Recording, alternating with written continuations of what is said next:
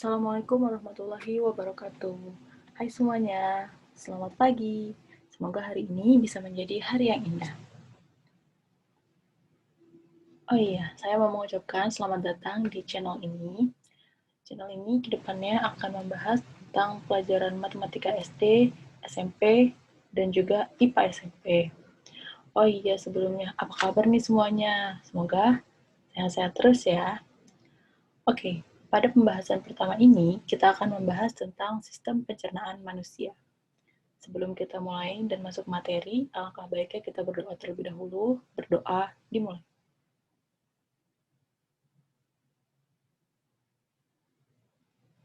Amin. Selesai. Oke, kita langsung masuk ke dalam materi. Pertama ada materi sistem pencernaan manusia. Nah, teman-teman, kalau misalnya dengar sistem pencernaan manusia, apa nih yang ada di benaknya? Mungkin di dalam hatinya terbesit kata-kata mulut, lambung, usus halus, usus besar, dan juga enzim-enzim dan lainnya. Oke, kesempatan ini kita akan membahas itu semua.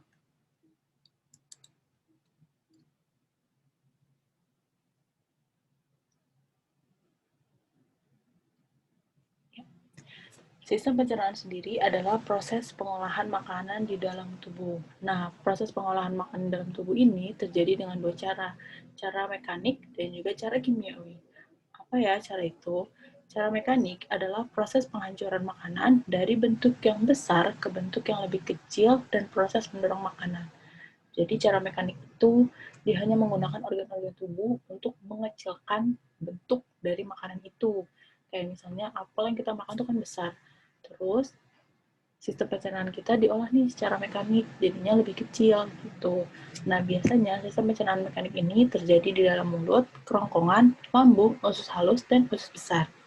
Selanjutnya ada proses pencernaan secara kimiawi. Proses pencernaan secara kimiawi adalah proses pengubahan zat makanan dari yang bentuknya kompleks ke bentuk yang lebih sederhana. Nah, kalau tadi makanan yang diolah secara mekanik kan bentuknya. Kalau kimiawi ini pengubahan zat makanannya gitu. Jadi zat makanan yang besar ini nggak bisa langsung diolah sama tubuh, tetapi harus melalui proses penghancuran terlebih dahulu, proses penyederhanaan agar makanannya bisa di proses sama tubuh. Nah, biasanya proses pencernaan kimiawi terjadi di dalam mulut, lambung, usus halus, dan usus besar. Mohon maaf, usus besar enggak termasuk. Lanjut. Tahapan proses pencernaan makanan. Nah, kalau kita makan kan nggak mungkin langsung dari mulut ke lambung gitu, tapi melalui proses-proses yang tersusun rapi. Pertama itu proses yang namanya ingesti. Ingesti itu masuknya makanan ke dalam mulut. Jadi kalau kita naruh makanan dalam mulut kita, berarti kita telah melalui tahapan proses pencernaan makanan. Selanjutnya ada digesti. Digesti itu perubahan zat makanan dari bentuk kompleks ke bentuk sederhana. Selanjutnya ada absorpsi, yaitu proses penyerapan zat-zat makanan sederhana yang dilakukan di usus penyerapan atau ileum. Selanjutnya ada defekasi, yaitu proses pengeluaran zat sisa makanan melalui anus. Nah, ini ada organ-organ pencernaan makanan. Yang pertama, mulut, kemudian esofagus atau kerongkongan, selanjutnya lambung, selanjutnya lagi usus halus, usus besar, dan kemudian anus. Itu adalah organ-organ utama pencernaan makanan. Ada juga organ tambahan seperti hati, kantung empedu, dan juga pankreas. Seperti itu. Lanjut. Nah, pertama ada mulut. Di mulut ini jadi dua pencernaan. Pencernaan secara mekanik dan juga pencernaan secara kimiawi. Pencernaan secara mekanik dilakukan oleh gigi dan lidah. Oleh gigi dilakukan pemotongan makanan dan penghancuran makanan. Dan lidah melakukan pembalikan makanan dan mendorong makanan menuju ke esofagus. Selanjutnya ada pencernaan secara kimiawi. Nah, secara kimiawi yang ada di mulut ini ada enzim amilase. Enzim amilase ini mengubah karbohidrat atau amino menjadi glukosa. Enzim ini bisa kita rasakan ketika kita mau makan nasi. Jadi kalau teman-teman makan nasi dan dikunyah selama 36 kali, itu akan terasa manis-manis. Nah, kalau terasa manis-manis, berarti ada enzim amilase di dalamnya. Selanjutnya, ada kerongkongan atau esofagus. Kerongkongan ini hanya terjadi pencernaan secara mekanik saja. Pencernaan secara mekanik yang dilakukan di kerongkongan adalah gerakan peristaltik, yaitu gerakan meremas dan mendorong makanan dari mulut ke dalam lambung.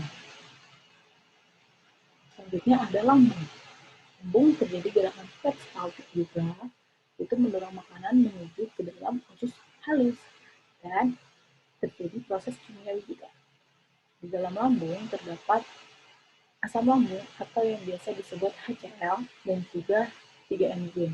Enzim ini bisa kita ingat dengan mudah dengan perumpamaan atau dengan singkatan LAPAR, polifase, pepsin, dan renin. HCl memiliki fungsi untuk membunuh kuman dan mengaktifkan pepsinogen menjadi pepsin. Lipase mempunyai fungsi untuk mengubah lemak menjadi asam lemak atau kolesterol.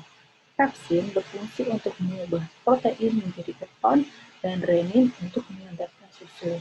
Ingat ya, lipase berarti lemak menjadi asam lemak, pepsin P protein menjadi pepton, dan renin untuk menghilangkan susu. Renin hanya dimiliki oleh anak bayi saja, karena anak bayi di bawah umur 6 bulan hanya mengonsumsi ASI saja. Lalu ada organ tambahan, yaitu hati, empedu, dan pankreas. Nah, di organ tambahan ini terjadi proses kimiawi. Di dalam hati memiliki fungsi untuk detoksifikasi atau menetralisir racun. Selain itu, berfungsi sebagai penyimpanan cadangan energi dan juga untuk menjaga keseimbangan kadar gula. Lalu selanjutnya ada empedu. Empedu berfungsi untuk mengemulsi lemak agar mudah diserap. Dan terakhir ada pankreas. Pankreas itu mengandung sodium bikarbonat atau NaHCO3 yang bersifat basa, mengandung enzim-enzim yang berperan dalam pencegahan, dalam pemecahan, dan terdapat hormon insulin untuk mengatur keseimbangan glukosa. Nah, kalau hormon insulin dalam pankreas ini rusak, bisa menyebabkan penyakit diabetes loh. Lanjut. Selanjutnya ada usus halus. Usus halus terdiri dari 3 bagian.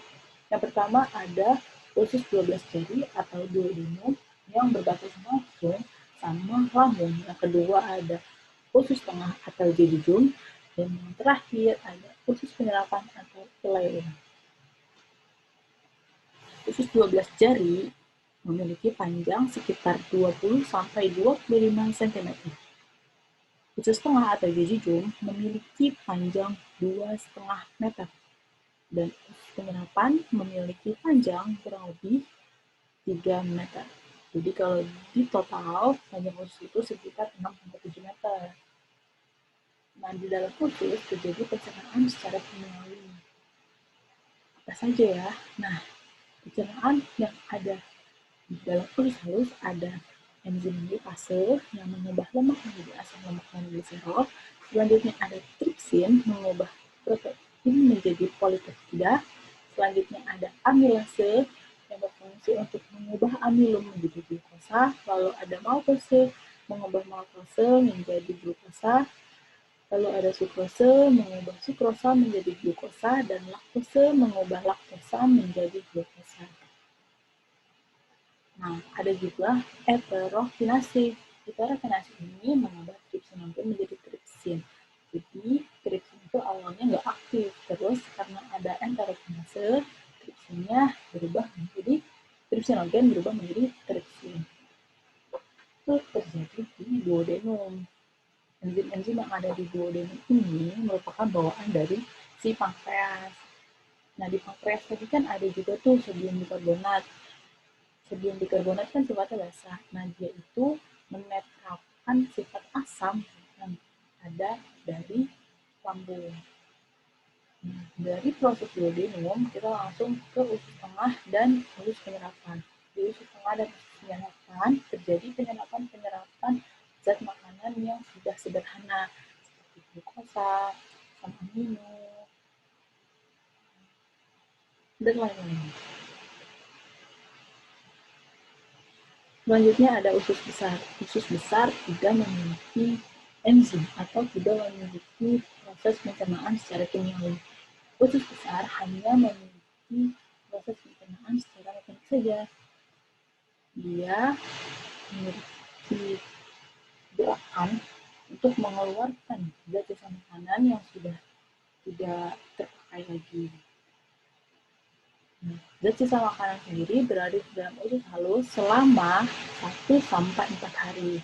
Terus, usus besar ini memiliki fungsi untuk mengatur kadar air sisa makanan. Dan yang terakhir, terdapat bakteri E. coli untuk membantu proses pembusukan. Oke, demikian pembahasan kita tentang organ-organ dan fungsinya serta enzim-enzim yang terdapat dalam sistem pencernaan makanan. Semoga pembahasan ini bisa berguna untuk kalian. Tetap semangat belajar, jangan putus asa, dan jangan lupa dibaca boxnya.